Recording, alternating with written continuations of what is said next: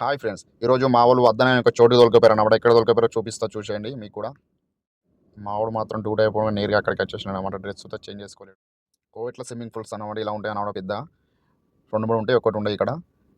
ఇక్కడ చూడండి, ఇవి ట్రైనింగ్ ఇస్తారన్నమాట. ఇలా పెద్దవాళ్ళకు, చిన్న వాళ్ళకి ఇచ్చేటి లోపల ఉంటాయి అన్నమాట. టికెట్ కౌంటర్ అన్నమాట.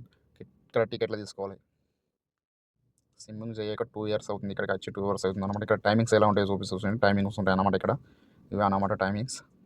మా వాళ్ళు ఎలా ఎంజాయ్ చేస్తారో చూపిస్తా చూడండి.